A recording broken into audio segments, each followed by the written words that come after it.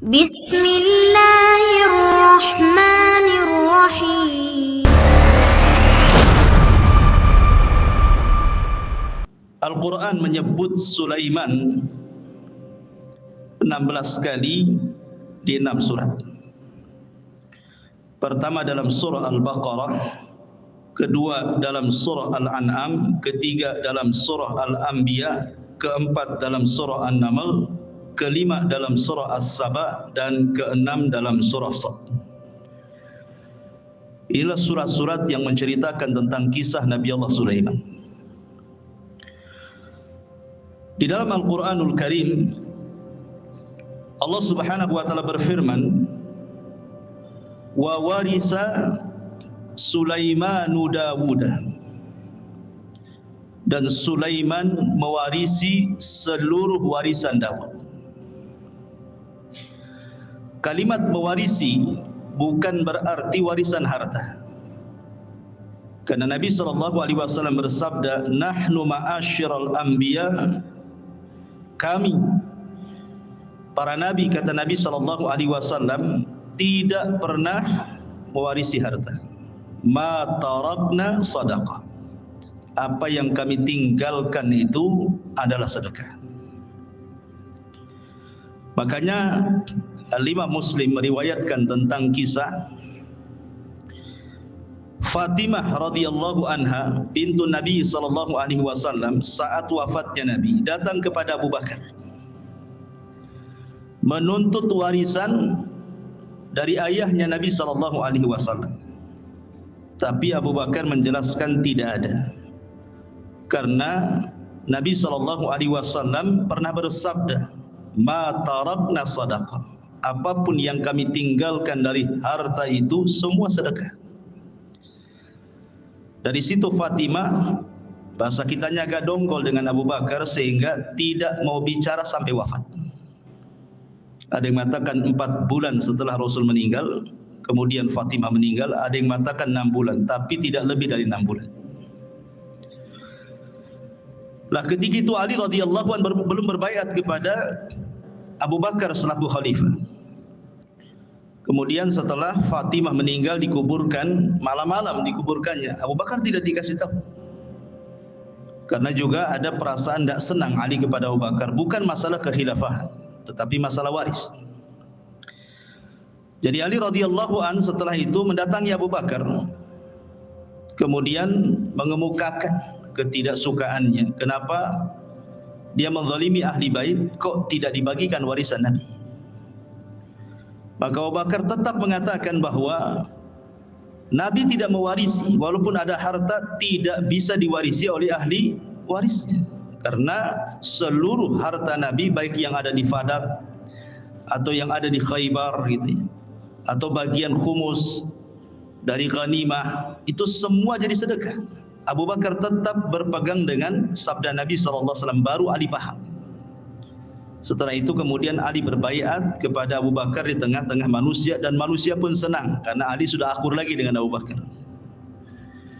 Lah dari hadis yang dikeluarkan Muslim ini menunjukkan bahwa tidak ada satupun Nabi yang mewarisi harta kepada ahli warisnya. Lalu apa kalimat wa warisa Sulaimanu Daud di sini? Sulaiman mewarisi hartanya Nabi Daud? Bukan.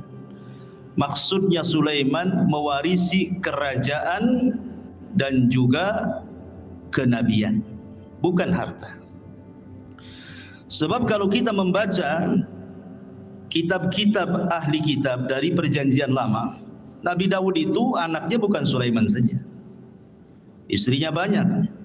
Tahu berapa istrinya Daud? 300 itu istrinya. Kemudian selirnya 700. Anaknya banyak, tidak mungkin kemudian hartanya dikasih satu orang namanya Sulaiman saja kan. Ini menurut versi mereka seperti itu. Jumlah istrinya Nabi Daud 300, kemudian selirnya sampai 700. Antum berapa? Satu, cukuplah satu saja. Jadi yang diwariskan di sini adalah kerajaan dan juga kenabian. Dan inilah keutamaan Nabi Allah Sulaiman di antara seluruh para nabi Bani Israel. Karena hanya ada 2 nabi, saya ulangi, yang mendapatkan 2 keutamaan yang tidak dimiliki Bani Israel, atau nabi-nabi Bani Israel, atau raja-raja Bani Israel. Sebab Bani Israel itu kalau jadi raja, raja saja. Kalau jadi nabi, nabi saja. Tetapi Nabi Allah Sulaiman ini menggabungkan dua-duanya seperti ayahnya Daud, raja plus nabi. Itulah keutamaannya Nabi Allah Sulaiman alaihi salatu wassalam. Jadi di sini Sulaiman mewarisi kerajaan dan juga kenabian, bukan harta. Karena Allah Subhanahu wa taala memberikan kepada Sulaiman jauh lebih kaya dibandingkan ayahnya. Makanya ayahnya tidak disebut raja penguasa dunia, yang disebut justru Sulaiman. Di antara 4 raja penguasa dunia adalah Sulaiman, Zulkarnain, Namrud, Bukhtun Nasr, dan kelak di akhir zaman Al-Mahdi Al-Muntadhar, Imam Mahdi yang ditunggu-tunggu kaum muslimin. Nabi Allah Sulaiman alaihi salatu wassalam meminta kepada Allah Subhanahu wa taala untuk dicerdaskan. Dan harusnya kita juga sama, meminta kepada Allah Subhanahu wa taala untuk diberikan pengetahuan. Makanya Nabi SAW selalu berdoa, Rabbi zidni ilma, ya Allah tambahkan pengetahuan kepada. Itu Nabi yang jelas-jelas dapat wahyu saja masih minta ditambah ilmu, apalagi kita. Disebutkan dalam hadis Abdullah ibn Amr ibn As radhiyallahu an, ketika Sulaiman selesai membangun Masjidil Aqsa, ingat, bukan membangun dari pondasinya, karena Masjidil Aqsa juga sudah dibangun oleh Nabi Yakub sebelumnya. Jadi ketika Nabi Ibrahim dan juga Ismail membangun Masjidil Haram, maka Nabi Yakub membangun Masjidil Aqsa. Jarak antara Yakub kepada Sulaiman itu jauh, jauh sekali, ratusan tahun pun gitu ya. Sehingga kemudian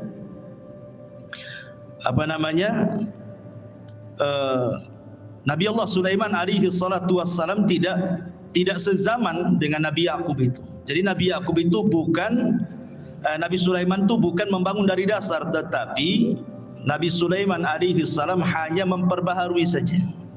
Dia memperbaharui apa yang sudah ada. Kemudian dibuat pondasi, di atas pondasi. Itulah yang disebut dengan Haikal Sulaiman, yang sekarang sedang dicari-cari oleh orang Yahudi, haikal itu. Bagi orang Yahudi yakin kalau seandainya haikal itu maksudnya pondasi yang dibangun di atas pondasi Masjidil Aqsa sebelumnya itu didapati hari ini, maka mereka akan merobohkan Aqsa. Kemudian akan membangun Masjidil Aqsa sesuai dengan haikal Sulaiman menurut mereka. Kalau itu terjadi, katanya, itulah tanda kemenangan orang-orang Yahudi. Karena di situ ketika mereka membangun Masjidil Aqsa sesuai dengan haikal Sulaiman, maka mereka berkeyakinan akan muncul Matius mereka, penolong mereka. Menurut kita maksudnya adalah Dajjal. Tapi Dajjal menurut orang-orang Yahudi itu bagi mereka Matius, penolong mereka. Makanya ketika Dajjal muncul di akhir zaman, apa yang terjadi? Diikuti oleh 70.000 Yahudi Asfahan. Jadi Dajjal itu ditunggu-tunggu oleh mereka gitu ya. Taib. Lah ketika selesai membangun Masjidil Aqsa, Nabi Sulaiman berdoa dengan 3 doa. Doa yang pertama, kata Nabi Allah Sulaiman alaihi salatu wassalam, sa'alallaha hukman yusadifu hukmahu wa mulkan la yanbaghi li ahadin min ba'di. Dia meminta kepahaman kepada Allah agar jangan sampai setiap putusannya ketika dia memutuskan sesuatu kepada Bani Israel kecuali sesuai dengan putusan Allah.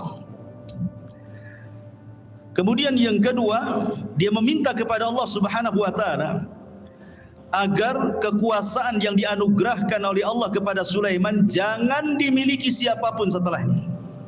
Hanya Sulaiman saja yang punya. Makanya Nabi SAW ketika sedang sholat, kemudian diganggu oleh jin, syaitan, kemudian ditangkap, kemudian dicekik.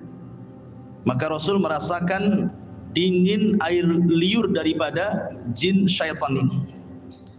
Kemudian Rasul mengatakan, kalau seandainya aku tidak ingat doa Sulaiman, wa mulkan la yambagi li ahadin min ba'di, kekuasaan yang tidak boleh dimiliki siapapun, sudah kuikat jin itu di tiang masjid supaya dilihat manusia dan dijadikan mainan, kata Rasul.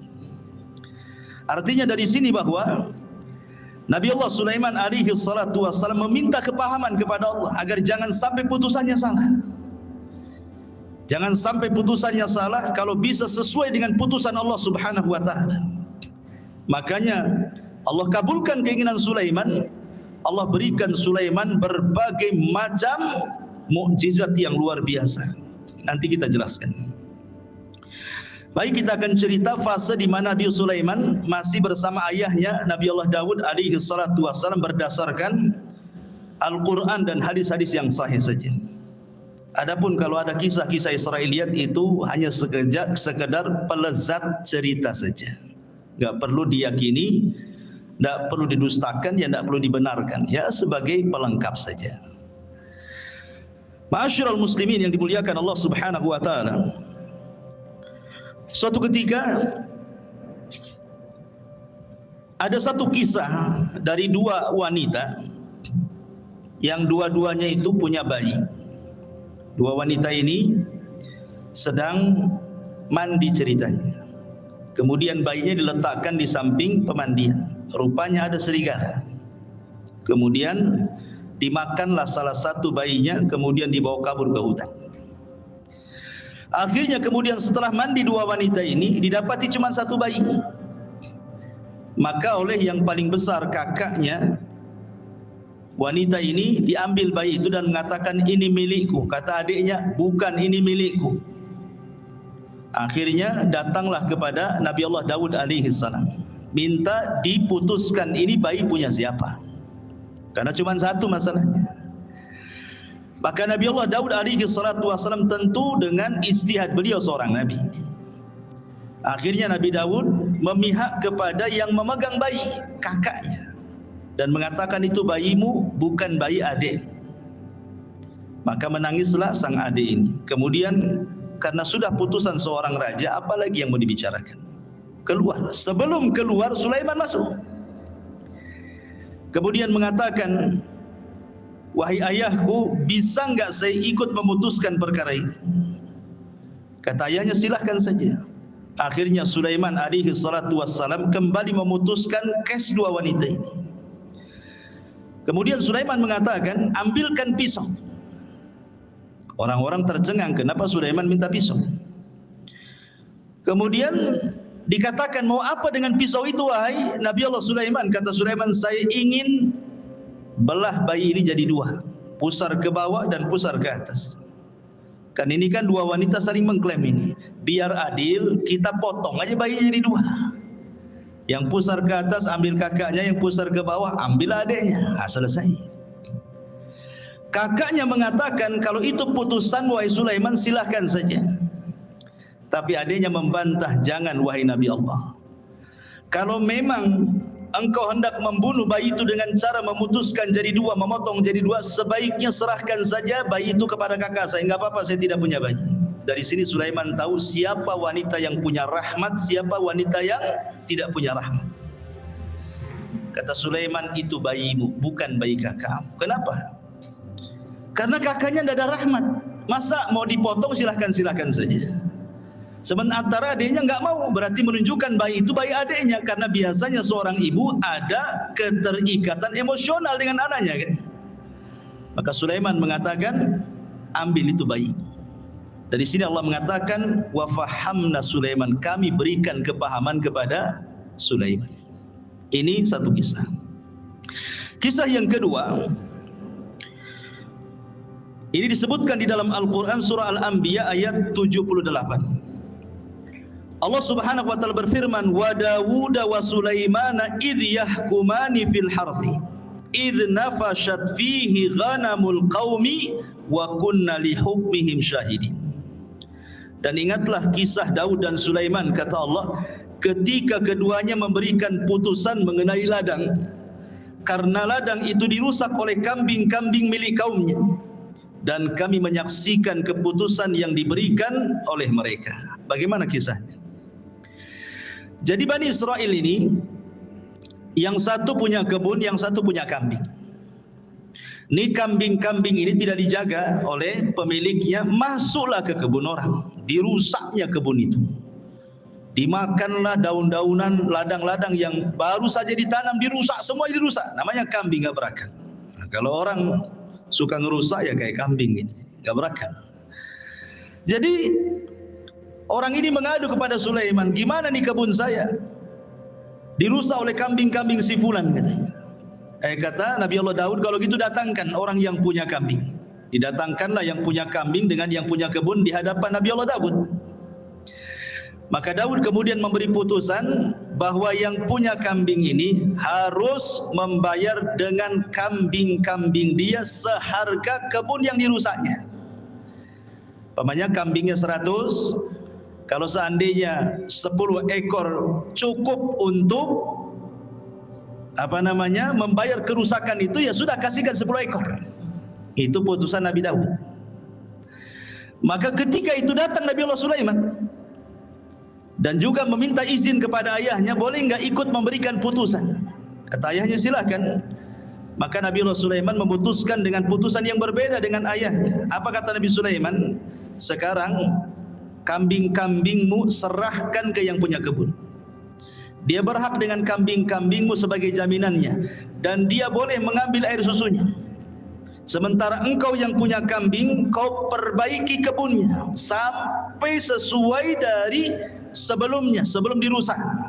Jadi suruh Nabi Sulaiman tukar-tukaran di sini. Yang punya kebun pegang kambing, yang punya kambing pegang kebun, supaya kebunnya ditanami lagi sampai kesedia kala baru kambingnya diambil lagi sebagai jaminan. Maka di sini keputusan Sulaiman lebih adil dibandingkan keputusan Nabi Allah Daud. Ini dua kisah disebutkan dalam hadis yang sahih dan juga disebutkan di dalam ayat Al-Quran surah Al-Anbiya ayat 79. Taib. Ini diantara dua kisah semasa Nabi Sulaiman bersama Nabi Allah Daud. Kita masuk pada kisah kedua. Bagaimana kisah Nabi Allah Sulaiman alaihi salatu wassalam itu sendiri. Setelah wafatnya Nabi Allah Daud alaihi salatu wassalam, maka Sulaiman menjadi pewaris tahta dan juga pewaris kenabian, sama dengan ayahnya. Dan Nabi Allah Sulaiman alaihi salatu wassalam diberikan banyak mukjizat sebagaimana doanya dia. Minta diberikan kerajaan yang tidak diberikan kepada orang setelahnya. Makanya banyak kemudian kehebatan dan kecerdasan Sulaiman yang tidak dimiliki banyak nabi. Di antara mukjizatnya adalah Nabi Allah Sulaiman alaihi salatu wassalam ya tadi diberikan kerajaan dan juga kenabian, dan itu tidak ada di zaman Bani Israel kecuali dia dan ayahnya saja. Tetapi ma'asyiral muslimin yang dimuliakan, kalau memang Nabi Allah Sulaiman diberikan kekayaan yang banyak, bagaimana dengan Nabi kita? Kita bandingkan dengan Nabi SAW. Kita tidak hendak membanding-bandingkan Rasul dengan Sulaiman atau Sulaiman dengan Rasul, tidak. Tetapi kalau ada orang bertanya, berarti kalau begitu Nabi Sulaiman lebih hebat dong dibandingkan Nabi kita. Kan mesti ada yang ngomong begitu nanti kan.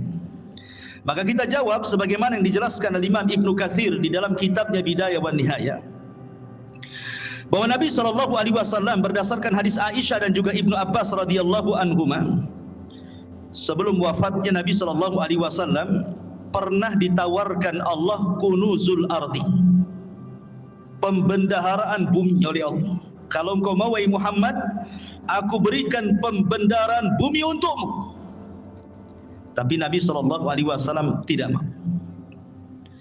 Bahkan saat wafatnya datang malaikat, kan Jibril datang menawarkan tentang kunuzul ardi, kau tetap diberikan hidup yang panjang, kemudian bumi diserahkan kepadamu, ataukah engkau memilih untuk kembali kepada Rafiqil A'la di sisi Allah Subhanahu wa taala. Rasul enggan memilih dunia, tapi Rasul memilih meninggal karena ingin berjumpa dengan kawan-kawannya di mana? Di Rafiqil A'la. Artinya kalau seandainya Rasul meminta untuk hidup, tentu Rasul pun sama akan diberikan kekayaan yang pernah Allah anugerahkan kepada Sulaiman. Itu maknanya. Ini yang pertama. Kemudian yang kedua, Nabi Allah Sulaiman diberikan mukjizat muhadatsatu ma la yantiq. Nabi Sulaiman itu mampu berbicara dengan makhluk-makhluk Allah yang tidak bisa bicara. Ya, umpamanya dengan batu, dengan pohon dan yang semacamnya. Itu Sulaiman paham dengan bahasa-bahasa mereka. Maka ini pun sama juga dengan Nabi SAW. Bahkan Nabi SAW pernah mengatakan, inni la a'rifu hajaran kana yusallimu alayya bi Makkah qabla an ab'atha inni la a'rifuhu al-an. Apa kata Rasul? Sebelum Rasul SAW diangkat jadi Nabi, Rasul itu pernah kemudian lewat di sebuah tempat di Mekah. Rupanya ada yang mengucapkan salam, Assalamualaikum ya Muhammad. Tapi Rasul melihat ke samping, tak ada pula orang. Ya, hanya ada bebatuan dan pepohonan saja kan. Akhirnya kemudian setelah Rasul diangkat jadi Nabi baru paham bahwa yang mengucapkan salam itu adalah batu dan pepohonan. Dan Rasul mengatakan, aku sekarang tahu di mana hajar ataupun batu yang ketika aku belum diutus jadi Nabi dia mengucapkan salam kepadaku.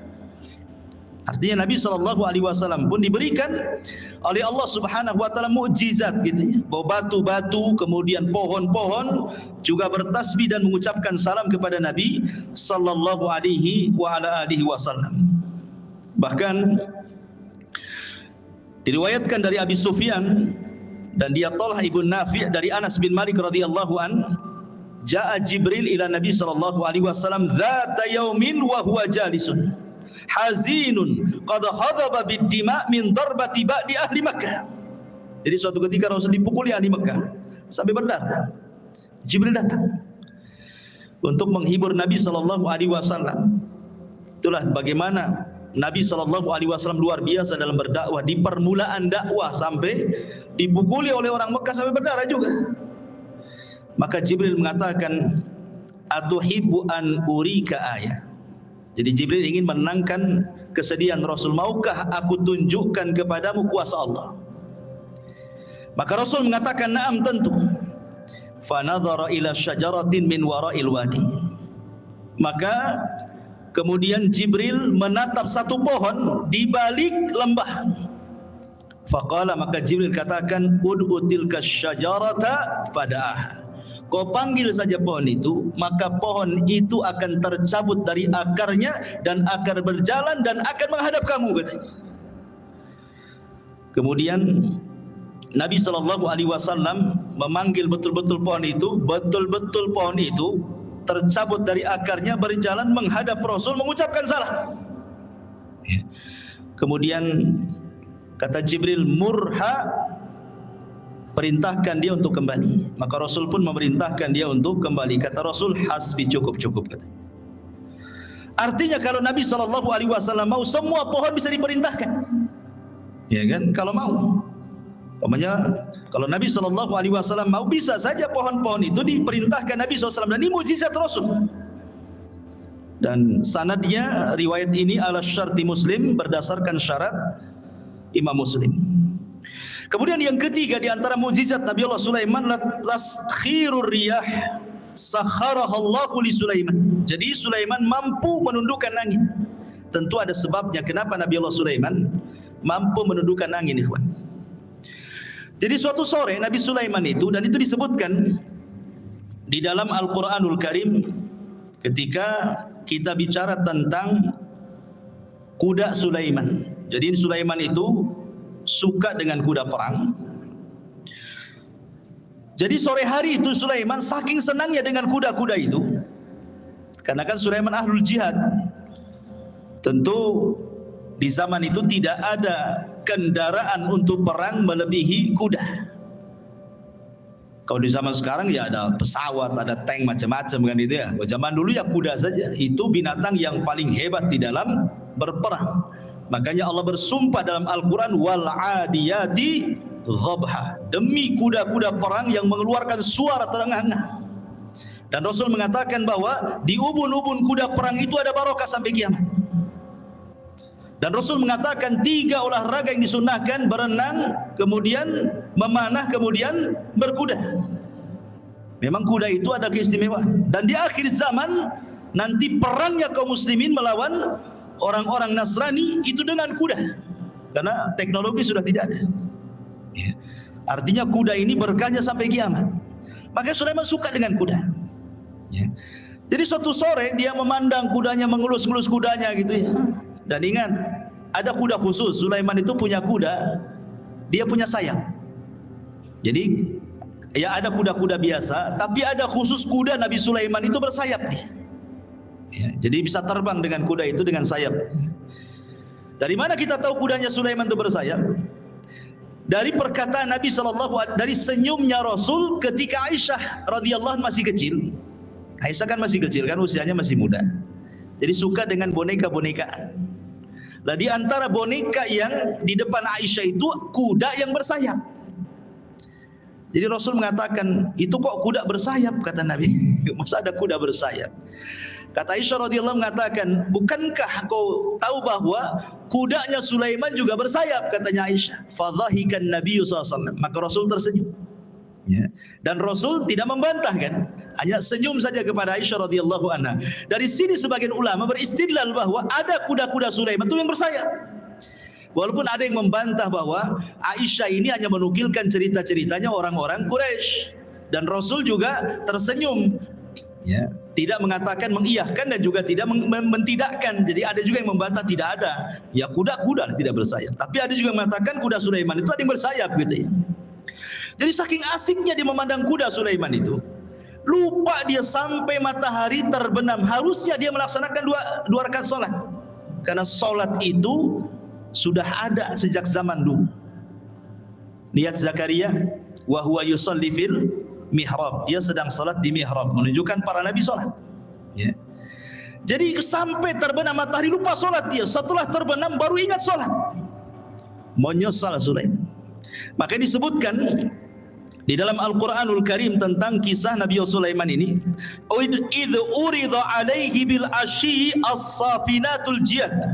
Ingatlah ketika pada satu sore dipertunjukkan kepada Sulaiman kuda-kuda yang jinak tetapi sangat cepat larinya. Faqala, maka Allah katakan, inni ahbabtu hubbal khair, menghikayatkan perkataan Sulaiman. Maka dia berkata, sesungguhnya aku menyukai segala yang baik dari kuda, tetapi an dzikri rabbi hatta tawarat bil hijab, yang membuat aku ingat akan kebesaran Tuhanku sampai matahari terbenam. Maka Sulaiman lupa tidak solat. Ketika dia lupa tidak solat, dia menyesal. Maka keesokan harinya apa kata Sulaiman? Urudduha alayya fatafika mashan bisuq wal a'naq. Bawalah semua kuda-kuda itu kembali kepadaku. Lalu dia, ada yang mengatakan dalam tafsirnya, memotong kaki dan leher kuda itu, menyembelihnya. Jadi ada dua riwayat, ada dua penafsiran ulama. Ada yang mengatakan Sulaiman tidak menyembelih kuda, karena mustahil, apa salah kuda, kenapa disembelih? Sulaiman hanya ngusap saja, kemudian disuruh jauhkan dia dariku. Tapi Allahu a'lam, pendapat yang masyhur dari kalangan ahli tafsir, Sulaiman betul-betul menyembelih kuda itu kemudian disedekahkan. Ikhwan, kuda Nabi Allah Sulaiman menurut keterangan Bani Israel itu, Israiliyat itu bukan 1-2 kuda. Ya, ribuan kuda disembelih dan disedekahkan kepada Bani Israel, fuqara Bani Israel. Nah, setelah kemudian Nabi Allah Sulaiman menyembelih kuda-kuda itu karena terlalaikan dari salat, maka kaidah dalam Islam apa? Man taraka syai'an lillahi awadallahu khairan minhu. Siapa yang meninggalkan sesuatu karena Allah, Allah ganti dengan yang lebih baik. Ketika Sulaiman meninggalkan kuda-kuda itu karena Allah, karena melalaikan dia dari salat, Allah ganti yang lebih baik. Apa itu? Allah tundukkan angin. Jadi Sulaiman itu kalau berperang, dia membuat semacam papan kayu-kayu besar gelondongan gitu, kemudian diikat-ikat. Jadilah macam perahu. Ya. Jadi kalau Sulaiman itu mau pergi kemana saja, naik saja dia di atas perahunya. Apa yang perlu dibawa, kuda atau pasukan apa, nanti dia suruh angin untuk mengangkatnya, tinggal pergi. Lebih enak kan, naik kuda kan. Makanya disebutkan dalam Al-Quran itu, kalau kuda itu mampu berjalan 1 bulan, cuman setengah pagi, berangkat, sore sudah sampai. Kalau naik kuda, sebulan perjalanan. Dan itu berarti Allah berikan yang jauh lebih baik dibandingkan kuda. Itulah sebabnya ditaklukkan angin kepada Nabi Allah Sulaiman alaihi salatu wassalam. Taib. Bagaimana dengan Nabi sallallahu alaihi wasallam? Apa keutamaan yang mungkin setara dengan ditundukkan angin kepada Nabi Allah Sulaiman? Maka Imam Ibnu Katsir rahimahullahu taala menyebutkan beberapa perbandingan. Beliau mengatakan amma taskhirur riyah li Sulaiman faqad qala Allahu fi sya'nil ahzab. Kalau memang Sulaiman ditundukkan angin sehingga mudah untuk berperang melawan musuh-musuhnya, maka Rasul pun diberikan oleh Allah Azza wa Jalla dengan mukjizat yang sama yang dicantumkan dalam surah Al-Ahzab. Ya ayyuhalladzina amanu udhkuru ni'matallahi 'alaikum id ja'atkum junudun fa arsalna 'alaihim rihan wa junudan lam tarauha. Wahai orang-orang yang beriman, ingatlah nikmat Allah atas kalian ketika kami datangkan tentara-tentara kami, kata Allah, dalam bentuk angin, dan juga tentara-tentara yang tidak dilihat, maksudnya malaikat. Ya. Jadi kalau Sulaiman untuk berperang mereka atau dia dan juga pasukannya dibawa oleh angin, maka Allah Subhanahu wa taala juga memberikan mukjizat tentara-tentara Allah membantu Rasulullah, termasuk angin dan juga para malaikat. Makanya ada istilah nusirtu bis sabah wa uhlikatil adu bid dabur, kata Rasul. Aku ditolong dengan angin pagi dan kaum Ad dihancurkan dengan angin sore. Makanya sepanjang sejarah Nabi SAW tidak berperang. Kalau menyerbu sebuah kaum, tidak pernah menyerbu siang, sore atau malam. Maka Rasul akan menyerbu di waktu subuh. Kalau terdengar adzan, Rasul tidak menyerbu, menunjukkan daerah itu daerah Islam. Dari sini istidlalnya para ulama membedakan negeri Islam dengan negeri kafir itu dari suara adzan. Jangan seperti orang-orang yang terpaham radikal membedakan negara Islam dengan negara kafir itu dari segi undang-undang. Undang-undang kita ini mengacu kepada Belanda, tauhid. Negara kita kan negara tauhid nih, kayak dia aja yang muslim tuh. Ya. Bukan itu yang membedakan negara Islam dengan negara kafir. Kalau dalam negara itu banyak saut-sautan adzan, berarti negara Islam tuh. Kalau ada sebagian negara kita memang tidak sesuai dengan apa yang diturunkan Allah dan Rasulnya, ini bukan pembeda bahwa negara itu dikatakan negara tauhid seperti negara kita ini. Ini bukan negara tauhid. Ya. Kita ini negara Islam, walaupun sebagian undang-undangnya tidak mengacu kepada Islam. Kenapa? Berdalil dengan hadis tadi. Kalau Nabi SAW mendengar suara adzan, Rasul tidak menyerah, Rasul pulang. Tapi kalau Rasul tidak mendengar suara adzan, berarti negeri kafir itu diserang sama Nabi. Berarti kalau masih dengar suara adzan bersaut-saut, apalagi negeri kita, luar biasa, bukan dari masjid saja. Musola bersera, sampai ringtone handphone pun suara azan. Apalagi gitu. Ya. Ma'asyiral muslimin yang dimuliakan Allah Azza wa Jalla, kembali. Jadi Nabi SAW juga dikuasakan angin oleh Allah sehingga menghancurkan perang Ahzab itu, perang luar biasa, ikhwan. Bayangkan Nabi dikepung, namanya Ahzab. Ahzab itu kelompok-kelompok. Siapa kelompok-kelompok ini? Orang kafir Quraisy bergabung dengan orang-orang Yahudi, bergabung dengan orang-orang suku-suku Arab yang benci dengan Nabi, bergabung dengan orang munafik dari dalam lagi. Kalau bukan karena Allah, kalah Nabi itu. Tapi Allah utus angin, kemudian menghempas tenda-tenda, menakutkan kuda-kuda mereka sehingga pada kabur semuanya, sehingga habis perbekalan mereka, kendaraan mereka enggak ada, pulang tunggang langgang, menang dalam perang Ahzab. Ya. Taib. Kemudian juga dalam perang Badar, 314 melawan 1000 lebih tentara. Rasul pun tidak punya pengalaman perang. Sahabat yang dibawa pun bukan sahabat pilihan, karena dalam perang Badar itu tidak ada tuntutan sahabat ikut, karena memang tujuannya bukan perang. Tujuannya mau mengambil hartanya Abi Sufyan yang dari Syam menuju ke Mekah. Untuk apa? Sebagai pengambil hak. Dulu mereka hijrah ke Madinah, hartanya diambil orang Quraisy. Sekarang orang Quraisy lagi dagang tuh, maka dagangannya mau diambil sebagai ganti apa yang sudah mereka ambil. Rupanya Abu Sufyan cerdas pula, ngirim dom-dom supaya memberitahu Abu Jahal bahwa dia akan diserang. Abu Jahal menyiapkan pasukan 1000. Rupanya terjadi perang Badar. Jadi perang Badar ini perang yang tak terduga masalahnya. Tetapi sampai Nabi ketakutan, takut kalah. Maka di malam harinya dia istighotsah di samping Abu Bakar dan mengatakan, Allahumma intahlik hadhil isabah falan tu'bad abada. Ya Allah, kalau kau hancurkan kelompok yang sedikit ini, enggak ada lagi yang menyembah kamu di permukaan bumi, gitu. Allah menangkan 314 melawan 1000, Allah menangkan. Siapa yang Allah menangkan? Kaum muslimin. Dengan apa? Diutusnya oleh Allah 5.000 malaikat. 5.000 malaikat diutus. Kalau Sulaiman menggunakan tentara jin, tetapi Rasulullah SAW diutus oleh Allah bi 5.000 minal malaika. 5.000 malaikat turun dipimpin Jibril menggunakan kuda namanya Kaidum. Kudanya Jibril itu namanya Kaidum. Kaidum, Haizum. Haizum namanya. Ya, siapa kuda Jibril? Haizum. Kaidum, Haizum. Ya, sambil memacu kudanya. Sebentar saja kalah orang musyrik itu. Ya. Taib, masyarul muslimin yang dimuliakan Allah Azza wa Jalla. Ini mukjizat Nabi Allah Sulaiman. Kemudian mukjizat Nabi Sulaiman yang lain, taskhirul jin. Bisa menundukkan jin. Dan itu disebutkan di dalam Al-Qur'anul Karim, wa minal jinni man ya'malu baina yadayhi bi'idni rabbi. Wa man yazik minhum an amrina nudhikhu min adzabis sa'ir ya'maluna lahu ma yasha' min mahariba wa tamathila wa jifanil kal jawab wa qudurir rasiyat. Dan sebagian jin yang bekerja di hadapan Sulaiman, di bawah kekuasaan Sulaiman dengan izin Allah, dan siapa yang menyimpang di antara mereka kalangan jin dari perintah kami, kami rasakan kepada mereka azab neraka yang apinya menyala-nyala. Maka para jin bekerja untuk Sulaiman sesuai dengan apa yang dikehendakinya. Di antaranya membuat gedung-gedung tinggi, patung-patung, piring-piring besar seperti kolam dan periuk-periuk yang tetap berada di tungkunya. Jadi membuat periuk besar, kuali yang tidak bisa diangkat kecuali jin. Saking besarnya kuali itu untuk masak. Ya. Bahkan sebagian mereka dirantai jin-jin itu. Karena ada jin-jin itu yang mereka tidak nurut, makanya perlu dirantai dan diawasi. Ya, kalau punya proyek Sulaiman itu membuat gedung-gedung besar, maka Sulaiman akan duduk mulai dari terbit sampai terbenam matahari.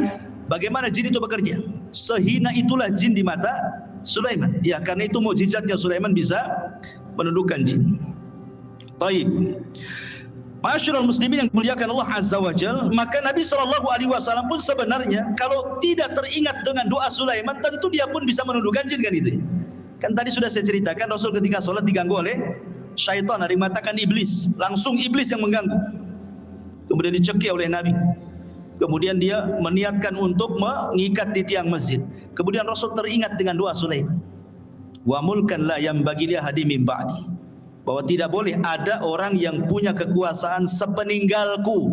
Ketika Rasul ingat ini, Rasul melepasnya. Ya. Artinya bahwa Nabi SAW juga bisa menundukkan atas izin Allah Subhanahu wa taala kalau Rasul mau, kan gitu. Tapi Rasul teringat doanya Nabi Sulaiman. Makanya Rasul kemudian melepaskan. Dan ini juga di antara mukjizat Nabi SAW. Lebih-lebih kalau di bulan Ramadan, apa yang terjadi? Sufidati syayatin. Ya, Nabi SAW diberikan kabar gembira oleh Allah Subhanahu wa taala, idza ja'akum ramadan futihat abwabul jannah wa ghuliqat abwabun niran wa sufidati syayatin. Pintu surga dibuka, pintu neraka ditutup, setan-setan diikat semua. Ditundukkan oleh Allah Subhanahu wa taala untuk nabinya apabila datang bulan Ramadan. Ya. Kemudian juga di antara mukjizat Nabi Allah Sulaiman adalah fahmu lughatil hayawan. Sulaiman paham dengan bahasa binatang. Contoh ketika Nabi Sulaiman ini menyiapkan pasukan besar untuk menyerang, kemudian lewat ke sebuah lembah. Di lembah itu ada pasukan semut. Tiba-tiba kemudian salah satu semut atau pimpinan semut mengatakan, ya ayyatuhan namlu dukhulu masakinakum la yakhtimannakum Sulaiman wa junuduhu wa hum la yash'urun. Hei pasukan semut, kata pimpinan, segera kalian masuk ke rumah-rumah kalian. Sebentar lagi Sulaiman dan pasukannya mau datang. Jangan sampai menginjak kalian kemudian mati dan mereka tidak sadar. Lihat husnudzonnya semut kepada Sulaiman dengan kalimat tidak sadar, artinya Kalau kalian terinjak itu bukan karena kesalahan mereka, karena mereka tidak sadar menginjak kalian, itu maksudnya. Itulah husnudzonnya binatang. Binatang aja bisa husnudzon sama orang. Kita ini suudon saja sama orang gitu. Enggak ada husnudzonnya aja. Ini juga kemudian Sulaiman mendengar dari kejauhan. Dia paham bahasa semut. Apa yang terjadi? Ketika Sulaiman mendengar pimpinan semut ngomong begitu, fatabassama dhahikan min qauliha. Sulaiman tersenyum, habis itu tertawa lebar karena paham dengan ucapannya. Kemudian Sulaiman karena diberikan anugerah seperti itu, dia bersyukur. Apa doanya? Rabbi auzi'ni an ashkura ni'mataka allati an'amta alai wa ala walidai wa an a'mala salihan tardah wa adkhilni bi rahmatika fi ibadika salihin. Ya Rabb, anugerahkan kepadaku agar aku tetap bersyukur akan nikmat. Diberikan anugerah mampu memahami bahasa hewan, gitu ya. Yang telah Engkau berikan nikmat kepadaku dan nikmat kepada kedua orang tuaku, dan aku agar aku bisa beramal saleh supaya Engkau redha dan Engkau masukkan aku dengan rahmat-Mu termasuk hamba-hamba-Mu yang saleh. Subhanallah. Manusia sekaya Sulaiman, manusia sehebat Sulaiman, manusia yang kekuasaannya sampai separuh dunia masih mengatakan, saya bersyukur akan nikmat-Mu kepadaku. Ini pelajaran bagi orang-orang kaya. Ya. Sekaya apa sih Anda dengan Sulaiman itu? Sekaya apa? Berapa uang di rekeningnya Anda itu? Berapa mobil yang Anda punya? Berapa rumah yang Anda punya itu? Tapi kenapa kemudian persis seperti yang difirmankan Allah, kalla innal insana la yatgha an ra'ahus taghna. Ternyata kekayaan itu sirru tughyan, rahasia bejatnya orang. Kata Allah, sekali-kali jangan seperti itu. Terkadang ada orang yang melampaui batas ketika Allah bukakan kekayaan kepadanya. Sulaiman masih bersyukur. Beda pula dengan Qarun. Qarun malah mengatakan apa? Innama utitu min ilmin indi. Enak saja kau mau ngambil zakatku. Dia ngomong sama utusannya Nabi Musa itu. Enak saja kau mau mengambil zakatku, katanya. Ini harta aku yang dapat. Sama sekali Qarun tidak menasabkan harta itu kepada Allah, sehingga Allah katakan wa khassafna bihi wa bidarihil ardh. Kami tenggelamkan si Qarun dan seluruh harta-hartanya ke dasar bumi. Jadilah kalau sekarang nemu harta dikit-dikit harta Qarun, harta Qarun. Nemu dompet aja harta Qarun, semua harta Qarun, ya. Intinya bahwa di sini ada pelajaran besar. Kemudian juga Sulaiman mengajarkan akhlak. Bagaimana dia tersenyum kepada semut, ya. Dan senyum itu bagian daripada akhlak yang sangat murah tetapi besar nilainya, besar pengaruhnya, ikhwan. Apalah susahnya senyum coba? Senyum itu tidak susah, tapi pengaruhnya besar. Senyum itu jauh lebih berpengaruh dibandingkan ngomong. Ya. Karena biasanya orang yang suka senyum itu langsung disukai orang. Beda dengan orang yang jarang senyum gitu kan, susah orang suka. Tapi orang yang suka senyum, ya manis senyumnya karena orang suka senyum. Beda kalau orang jarang senyum, sekali senyum pahit tuh biasanya. Nah, ini senyum ngapain nih? Jangan-jangan mau pinjam uang pun katanya kan. Artinya bahwa sebagaimana ulama mengatakan akhlak itu terbagi tiga, dari leher ke atas, kedua tangan, dan dari atas kepala ke bawah kan. Itu akhlak namanya. Dari leher ke atas di situ ada mata. Orang yang jarang melotot kalau ngomong berarti punya akhlak. Orang yang jarang mengeluarkan kata-kata kotor kecuali santun, maka itu berakhlak. Telinganya tidak mendengar kecuali yang dibolehkan dia mendengar. Hidungnya tidak mencium kecuali yang dibolehkan dicium. Senyumnya selalu tersebar. Itu akhlak namanya. Ya. Kemudian kedua tangan mudah membantu orang. Kemudian dari badan ke atas, ketika kita bicara dengan orang, kita berhadap-hadapan. Jangan badan kita ngadap kemana, orang pula ngadap ke kita. Mentang-mentang dia kaya, pejabat, kemudian nggak direken ngomong apa sebelah itu. Dia ngadap sana, orang ngadap sini kan itu. Nggak berakhlak badannya. Ya. Jadi itu akhlak namanya. Sulaiman mengajarkan akhlak, fatabassam, dia pun senyum. Dan Rasul mengatakan tabassumuka li akhika sadaqah. Senyum kamu kepada saudaramu itu sedekah. Coba bayangkan, kalau antum senyum ketemu orang senyum, berapalah sedekah. Mungkin antum bakhil mengeluarkan uang, ya. Gantilah uang itu dengan senyum, kan enak. Tapi kalau tengok kotak infak jangan senyum. Enggak penuh-penuh nanti. Maksudnya kalau ketemu orang gitu ya. Baik. Kembali bahwa Nabi Allah Sulaiman alaihi salatu wasallam mampu paham dengan bahasa binatang. Sekarang bagaimana dengan Nabi sallallahu alaihi wasallam? Al-Imam Ibnu Katsir mengatakan, "Wa laqad utiya Muhammadun sallallahu alaihi wasallam misla dzalik wa aktsar minhu." Rasul pun diberikan hal yang sama, bahkan lebih banyak dibandingkan Sulaiman, kata Imam Ibnu Katsir. Faqad taqaddam dzakarna li kalamil bahaim was-siba wal haninil jad'i wa ragha'il ba'ir wa kalamish syajari wa tasbihil hasa wal hajari wa du'aihi iyahu ila akhir perkataan Ibnu Katsir. Saya contohkan beberapa kisah. Pertama, kisah Abi Sa'id Al-Khudri radhiyallahu anhu. Jadi ceritanya Abu Sa'id Al-Khudri ini menceritakan, jadi ada seorang penggembala, tiba-tiba datang serigala. Penggembala datang serigala, diambillah satu kambing itu, dibawa kabur ke hutan, dikejar sama yang punya kambing. Akhirnya direbut lagi dari serigala itu. Tiba-tiba serigalanya bisa bicara. Apa kata serigala ini?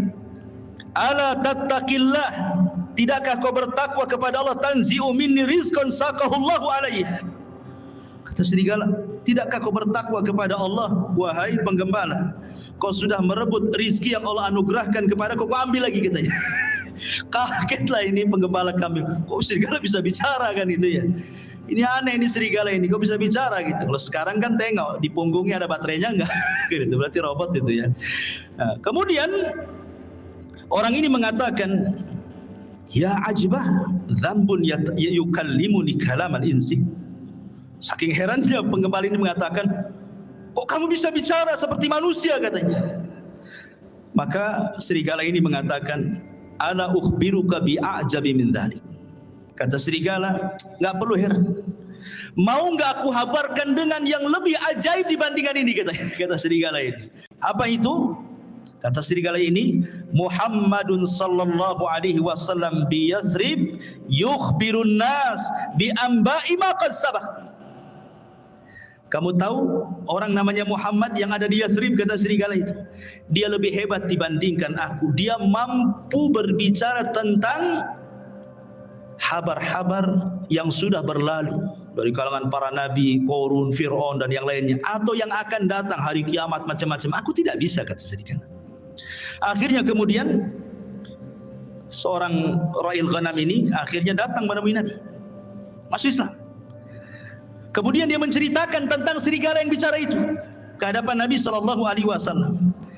Maka kata Rasul, sadaq, serigala itu benar, katanya. Walladzi nafsi Muhammadin biyadihi la taqumus sa'ah hatta yukallimus siba'al insan. Tidak akan tegak kiamat, kata Rasul, sampai ada binatang yang bicara dengan manusia. Itulah kamu, katanya. Kan itu ya. Jadi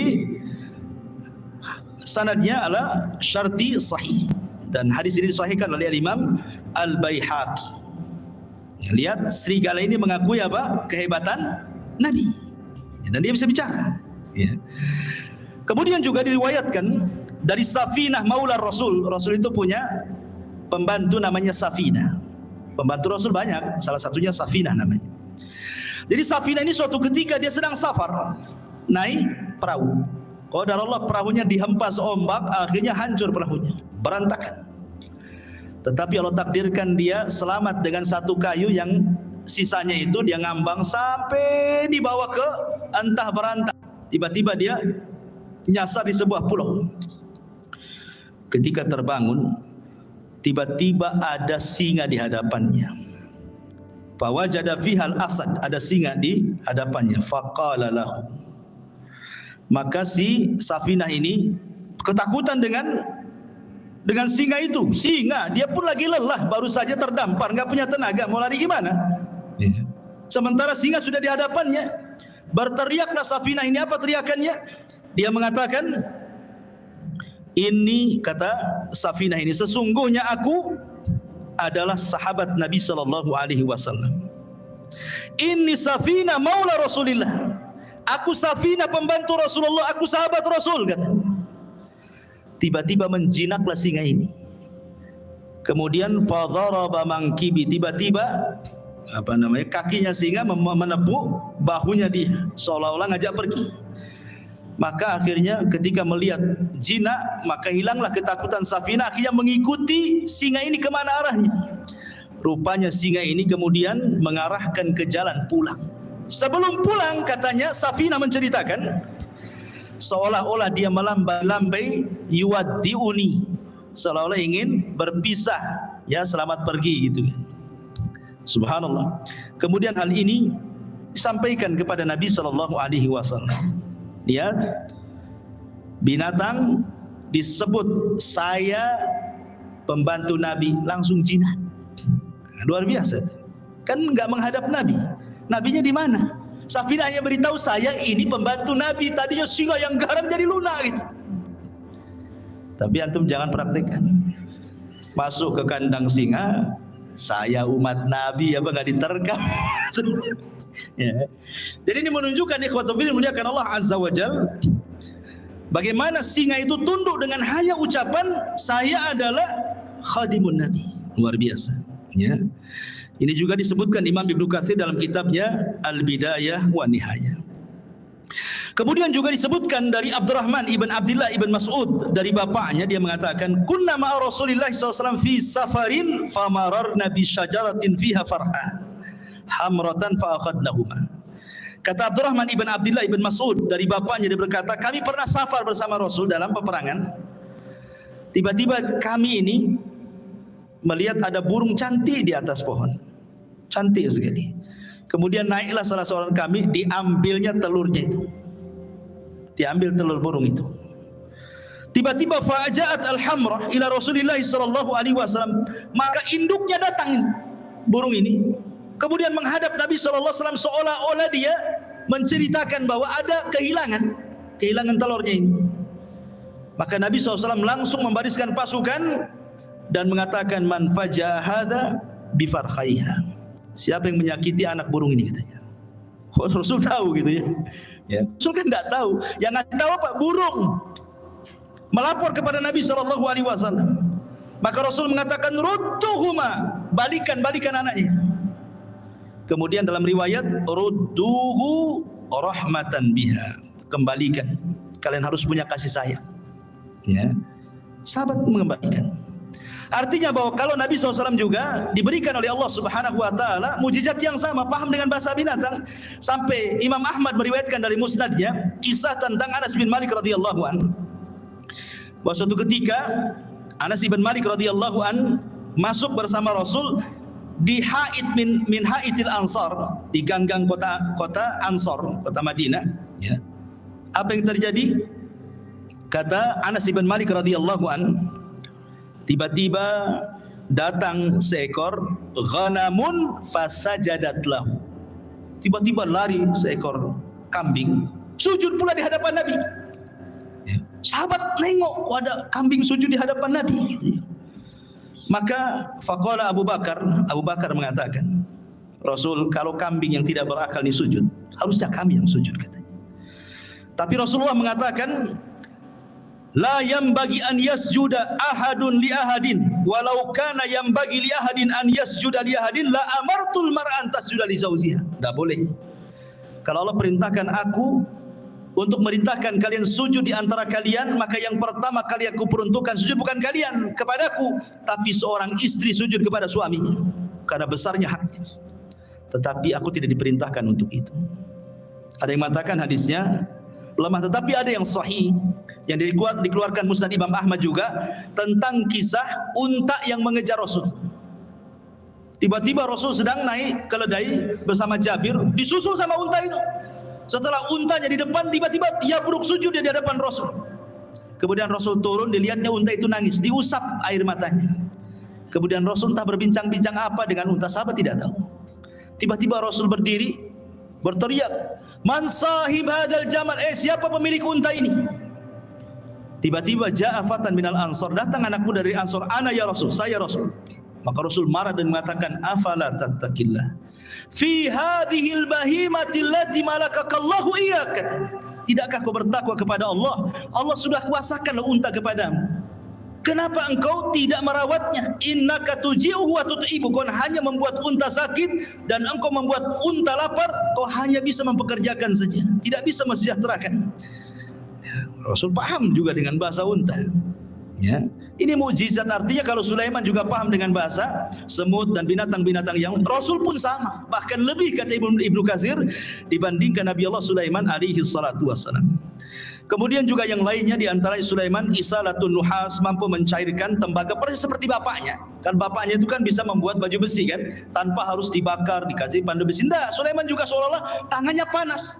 Besi tinggal dikual-kual, bila baju besi.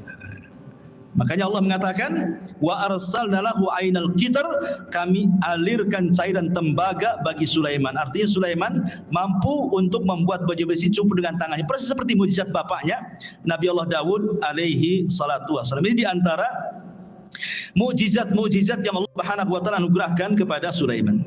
Ada satu kisah dari Abu Hurairah radhiyallahu anhu. Hadis ini dikeluarkan Imam Ahmad dan disahihkan oleh Imam Hakim, walaupun ada sebagian melemahkan.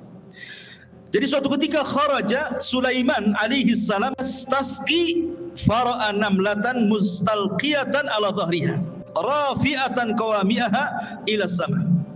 Taqulu Allahumma inna khalqun min khalqi laisa bina ghaniyun an suqiyak faqala irji'u faqad suqitum bida'wati ghairikum. Jadi Sulaiman ini kan waktu itu terjadi pacaklik di Bani Israel. Enggak hujan lama, enggak turun-turun hujan. Jadi Sulaiman mau pasukan untuk sholat istisqa di lapangan. Tiba-tiba kemudian Sulaiman melihat ada semut sedang terlentang menghadap ke langit. Dan Sulaiman mendengar doanya semut itu. Apa doa semut ini? Ya Allah, aku ini adalah hamba dari hamba. Tidak ada yang lebih kaya darimu, maka hujani kami. Tiba-tiba ketika semut selesai doa, hujan tuh. Ya. Maka Sulaiman mengatakan kepada pasukannya, irji'u, pulang. Ya, cukup sudah, ada yang meminta hujan selain dari kalian. Ya. Kemudian Al-Hafidh Ibnu Hajar menyebutkan dalam Al-Talkhis bahwa Al-Imam Ad-Daruqutni Hakim juga mengeluarkan hadis dari Abu Hurairah tanpa menyebutkan Sulaiman. Jadi ada seorang nabi, tetapi riwayat ini walaupun lemah memperkuat bahwa yang berdoa kisah ini adalah kisah Sulaiman, karena ada riwayat walaupun lemah bahwa yang dimaksud nabi ini adalah Nabi Sulaiman. Tapi ada riwayat yang sahih tapi tidak disebutkan siapa namanya. Adapun riwayat yang menyebutkan adanya Sulaiman dilemahkan para ulama. Tapi yang jelas bahwa lihat bagaimana di sini faedahnya, ternyata Allah Subhanahu wa taala terkadang mengabulkan doa sebelum kita minta. Itu syahidnya di sini. Orang-orang ini kan belum istisqa. Kenapa hujan? Rupanya orang lain yang minta. Dari sini menunjukkan bahwa Allah itu karim. Bukan Bang Karim ya, karim. Artinya karim itu pemurah. Ya. Dia bisa mengabulkan hamba-hambanya sebelum diminta. Dan itu bentuk malunya Allah Azza wa Jalla. Karena di antara sifat Allah itu adalah Hayyun Karim. Allah itu zat yang maha pemalu dan juga pemurah. Lah bentuk pemalunya Allah Subhanahu wa taala adalah Allah pantang apabila ada seorang hamba mengangkat kedua tangannya kemudian dibiarkan kosong tidak diberi. Allah pantang itu. Idza rafa'a 'abdun yadayhi ila sama faqala ya rabbi an yaruddahuma sifra, kata Rasul. Kalau ada seorang hamba mengangkat begini kemudian mengatakan ya Rabb, kemudian tidak diberi, oh tidak, pasti diberi orang itu. Atau terkadang belum dia berdoa sudah dikabulkan. Belum dia berdoa sudah dikabulkan. Subhanallah. Ya. Taib. Kemudian kisah Nabi Allah Sulaiman alaihi salatu wasallam bersama burung hudhud. Ini menariknya karena disebutkan di dalam surah An-Naml. Ma'asyiral muslimin yang dimuliakan Allah Azza wa Jalla. Jadi suatu ketika Nabi Sulaiman ini sedang mempersiapkan pasukan. Pasukan besar. Bayangkan pasukan Sulaiman ini jin, manusia, binatang, kemudian di atasnya burung terbang. Jadi nggak pernah terkena sengatan matahari. Sulaiman itu senantiasa dinaungi oleh burung-burung. Jadi kemana saja, mau di padang pasir, mau di mana, nggak kepanasan kan? Karena burung di atasnya masalahnya kan itu. Jadi suatu ketika mempersiapkan barisan itu, hudhud pula tak ada di situ. Mana hudhud? Dan burung hudhud itu adalah muhandis Sulaiman. Disebutkan dalam sejarah Israiliyat bahwa dia itu muhandis, seorang insinyur. Jadi hudhud yang diceritain ini seorang insinyur. Jadi terkadang nih Sulaiman nih kalau mau berangkat ke sebuah tempat, maka yang mengeker dari atas langit itu burung hudhud. Entah di depan ada jurang kah, entah di depan ada air, ada sungai, ada laut, nanti dikasih tahu tuh. Ya, karena Sulaiman tidak tahu yang gaib, ya kan? Jadi besar sekali memang jasanya hudhud itu kan. Makanya ketika tidak ada, Sulaiman marah. Kemana hudhud ini? Awas saja kata Sulaiman, ngancam Sulaiman.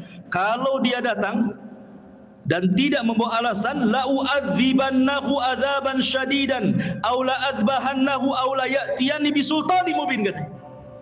Kalau dia datang tidak bawa alasan, ku siksa dengan siksa yang berat, atau ku sembelih dia, atau ku maafkan kalau bawa alasan, katanya. Ternyata famakatha ghaira ba'id, ternyata hudhud sudah datang.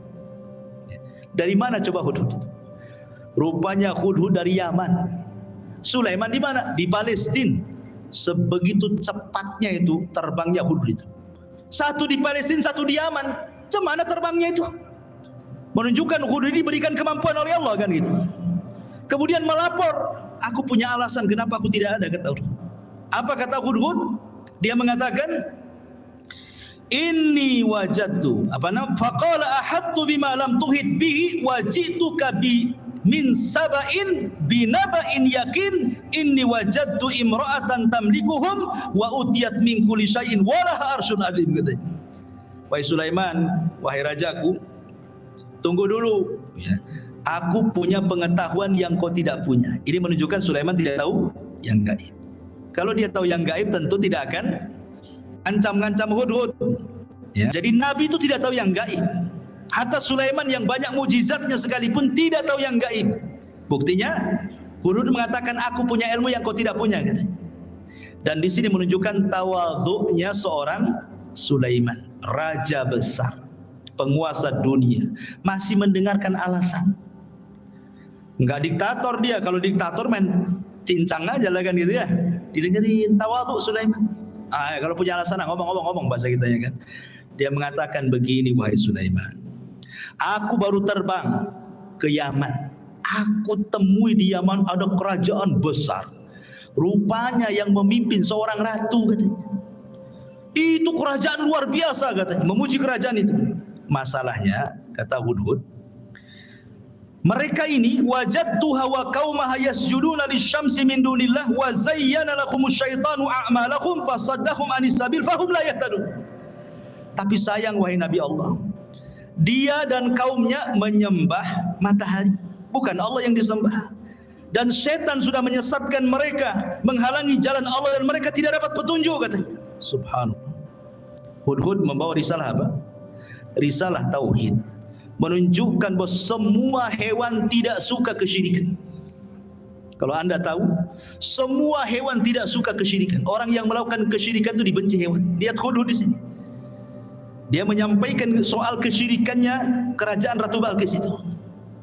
Ya, jadi kalau ada orang yang melakukan kesyirikan, bukan kita ahli tauhid saja yang tidak suka, burung pun tidak suka. Ini hudhud itu tidak suka dengan orang yang nyembah selain Allah itu. Kemudian diceritakan alasannya, setan sudah menghiasi mereka sehingga mereka tersedari Allah. Dari sini menunjukkan bahwa kesesatan apapun, kata hudhud, pasti sutradaranya setan. Kalau ada orang nyimpang, orang sesat gitu ya, berarti dalangnya setan tuh di belakangnya itu. Hudhud ngasih tahu tuh sama kita, ya. Akhirnya kemudian Sulaiman ya nggak begitu percaya saja. Namanya habar itu bisa ya bisa tidak kan gitu. Makanya Sulaiman akhirnya gini saja. Kita lihat asadaqta am kunta minal kadhibin. Kita lihat beritamu, apakah engkau termasuk orang dusta ataukah benar beritamu itu. Jangan asal cerita saja, bawa bukti, katanya. Nih aku akan tulis surat. Bawa surat itu ke ratu yang ada di sana. Akhirnya ditulis. Lah tulisannya salah satunya apa? Bismillahirrahmanirrahim. Jadi pertama yang menulis Bismillahirrahmanirrahim itu Nabi Sulaiman. Sebelum Nabi kita, Nabi Sulaiman sudah menulis Bismillahirrahmanirrahim min Sulaiman, dari Sulaiman. Itu sejarah awal Bismillah itu. Ketika Ratu Balqis sedang duduk-duduk, datang si hudhud itu ngasih surat. Dibaca surat itu, kagetnya bukan kepala. Ya. Habis itu kemudian dia kumpulkan tuh pembesar-pembesarnya Ratu Balqis ini. Kemudian Ratu Balqis mengatakan, Qalat ayyuhal mala inni ulqiya ilayya kitabun karim.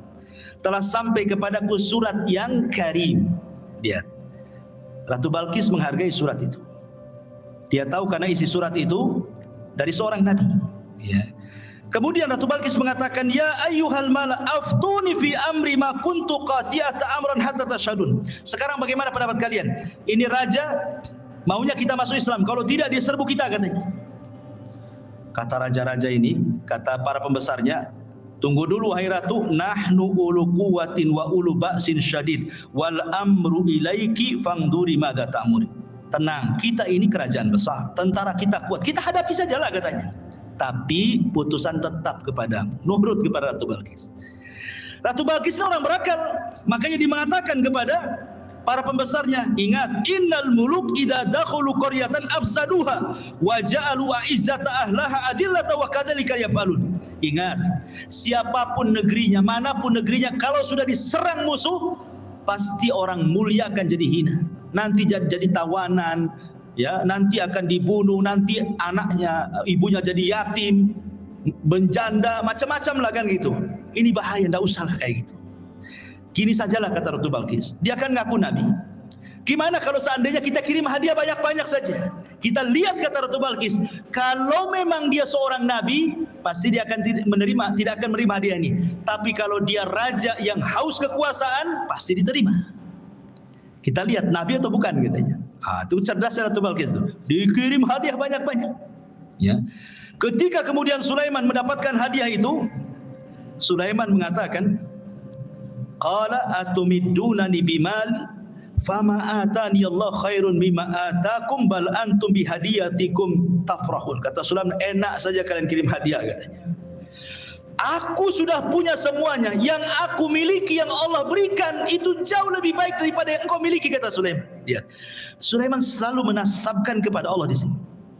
Apa kata dia? Atumidduni bimali fama atani Allah. Ini bahasanya. Yang Allah berikan kepadaku, kata Sulaiman, jauh lebih baik dibandingkan yang Allah berikan kepada kalian, hai Balqis, katanya. Begitulah seorang muslim, harusnya apapun nikmat sekecil apapun nasabkan ini dari Allah gitu maksudnya. Ini Sulaiman orang kaya, penguasa, tapi masih menasabkan kepada Allah terus kan itu. Kita sudah kere, sudah miskin, ini uang saya, enak saja suruh sedekah kan. Ma'asyiral muslimin yang dimuliakan Allah Azza wa Jalla, akhirnya kemudian Ratu Balqis sedikit ngeper juga. Ternyata seorang nabi, karena Sulaiman sudah tahu siapa dia kan itu ya. Dan Sulaiman tahu bahwa Ratu Balqis akan masuk Islam. Dari mana tahunya? Dari akalnya yang cerdas. Dia tidak mau perang, malah ngirim hadiah. Jadi Sulaiman mengira-ngira ini pasti dapat hidayah wanita ini. Makanya kemudian Sulaiman akhirnya apa? Punya siasat, dikumpulkannya pasukannya, jinnya, orang soleh dikumpulkan. Apa kata Sulaiman? Sebelum si Balqis datang ke sini, baiknya istananya kita pindahkan dari Yaman ke sini katanya. Siapa yang bisa mindahkan istananya Ratu Balqis ke hadapanku, kata Sulaiman. Akhirnya qala ifritun minal jin. Bangunlah jin ifrit. Ifrit itu di bawahnya iblis ya. Di bawahnya ifrit ada namanya Maroddah yang diikat di bulan Ramadan itu. Apa kata jin ifrit? Ana atika bihi qabla an taquma min maqamik.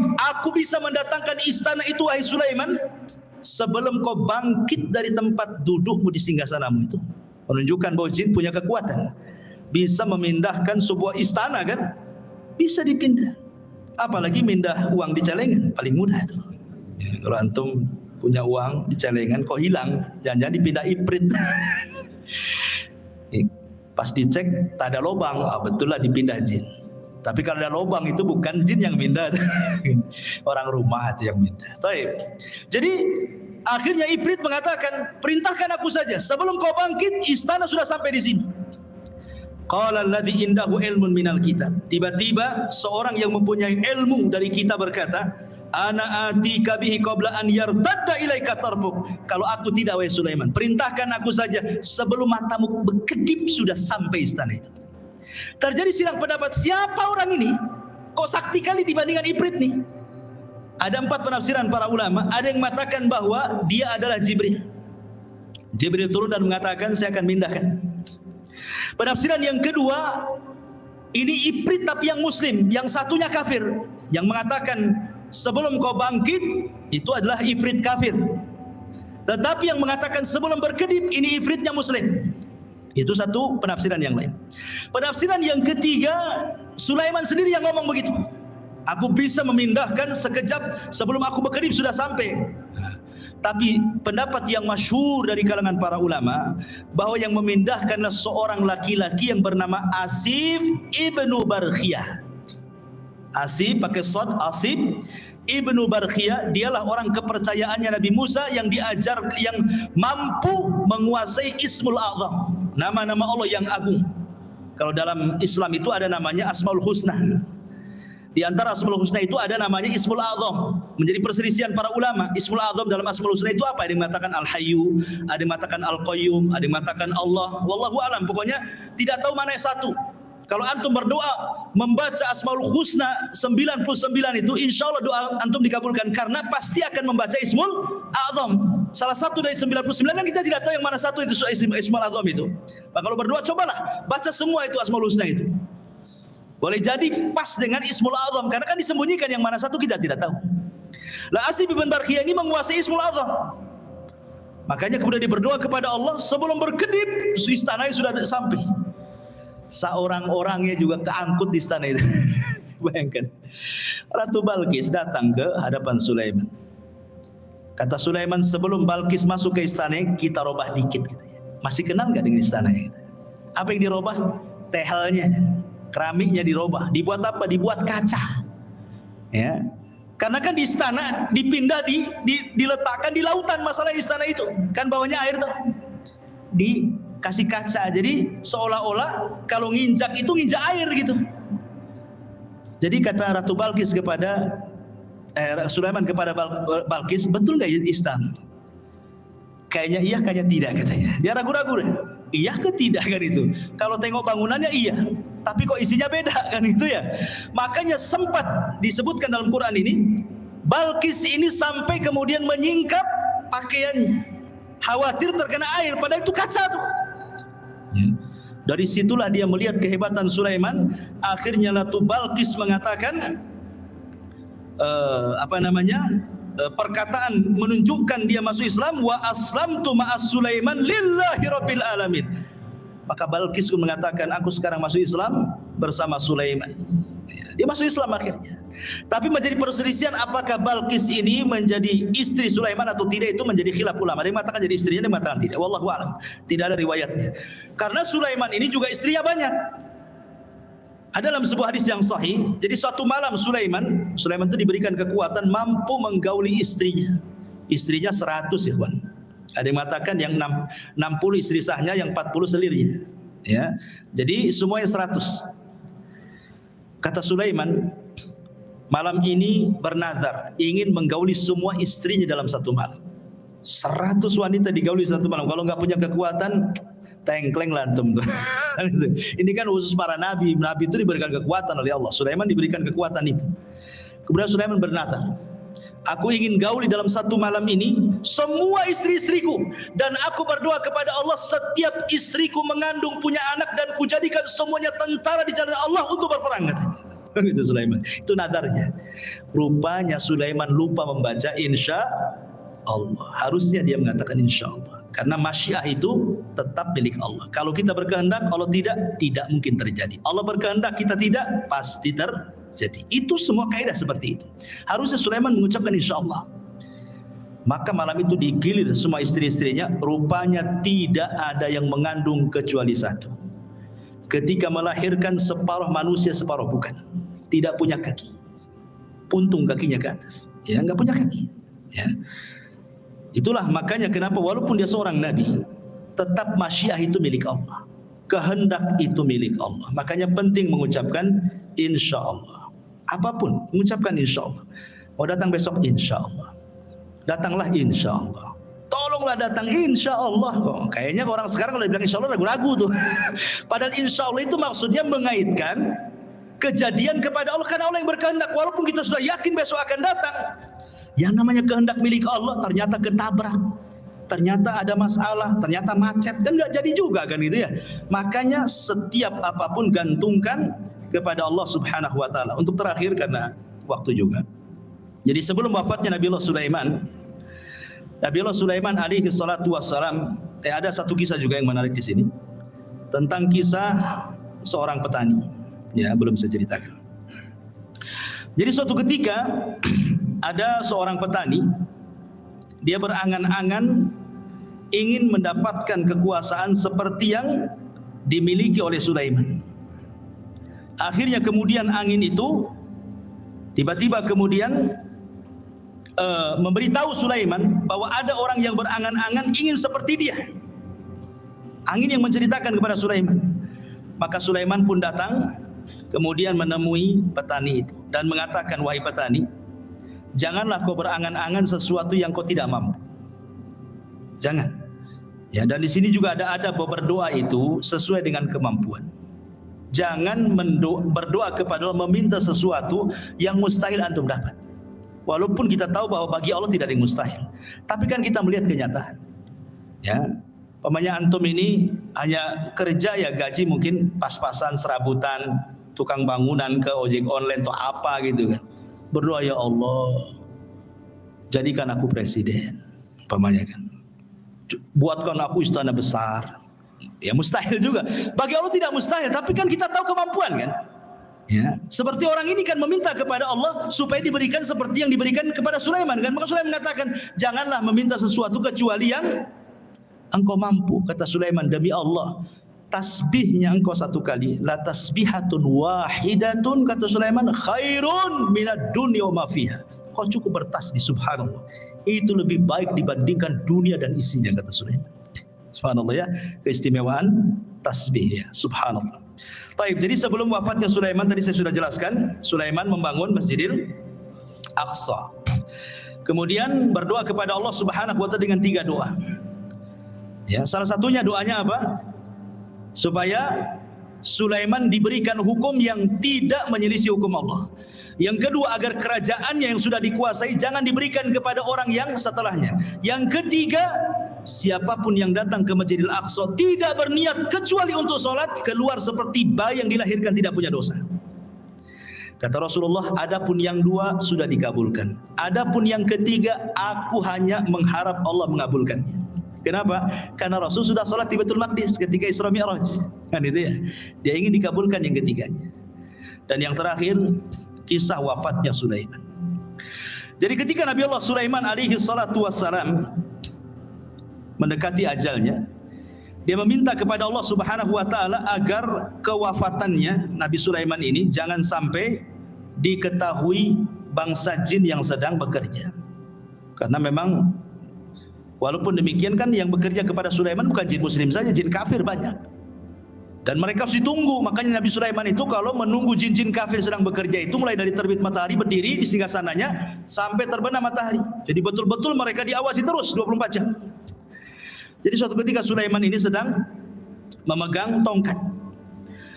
Kemudian Allah takdirkan datang malaikat maut mencabut nyawa Nabi Allah Sulaiman. Lama Sulaiman itu tidak dijelaskan dalam sejarah berapa lama dia duduk di singgasananya sambil bertelekan kepada tongkatnya gitu. Ya, sambil tongkat. Jadi yang menjadikan jasad Sulaiman tidak jatuh karena ada tongkat yang dipegangnya. Entah berapa lama, wallahu alam, tidak dijelaskan, Quran tidak menjelaskan, hadis juga tidak menjelaskan gitu. Yang jelas tiba-tiba tongkat itu dikerumuni oleh rayap, kemudian memakan tongkat itu sedikit demi sedikit. Akhirnya kemudian tongkat itu pun patah, lemah, hancur, Sulaiman terguling. Ketika Sulaiman terguling, maka jin-jin mengatakan, kalaulah kami tahu yang gaib Sulaiman itu sudah mati, tentu kami tidak dihinakan seperti ini. Dari sini menunjukkan bahwa jin tidak tahu yang gaib. Ya.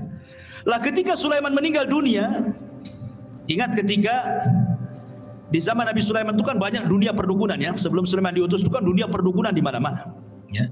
Makanya Allah utus Sulaiman untuk memberantas dunia perdukunan. Makanya diutus Asif ibn Barkhiyah tadi untuk mengambil semua buku-buku dukun-dukun itu.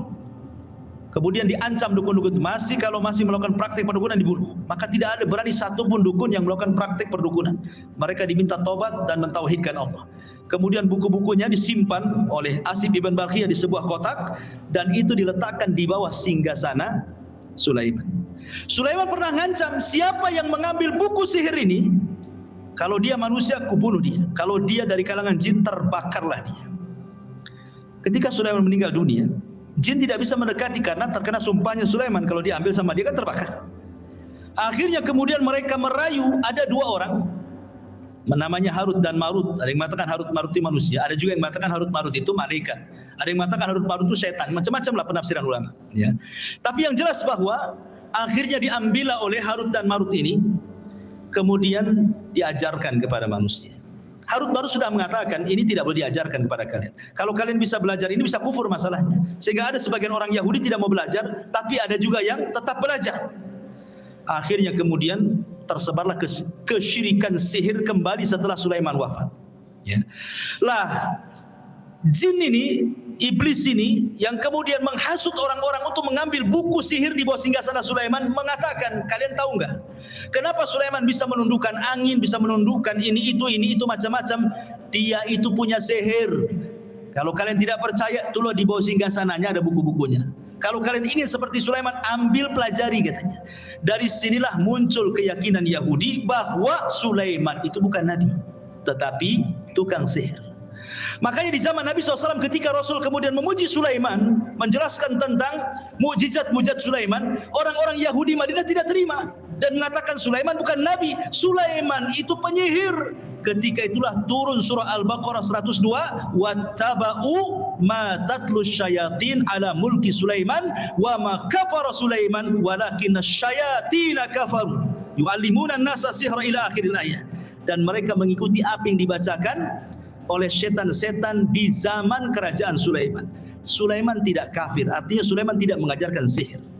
Lalu siapa yang mengajarkan sihir itu? Setan-setan itulah yang mengajarkan sihir. Jadi kita katakan bahwa Sulaiman itu nabi, tapi orang Yahudi mengatakan dia sihir, penyihir. Nauzubillah. Makanya Allah turunkan wattaba'u ma tatlu syayatin ala mulki Sulaiman wa ma kafara Sulaiman walakinna syayatina kafaru yu'allimuna an-nasa as-sihra wa ma unzila 'alal malakaini bi Babila Harut wa Marut. Wallahu a'lam.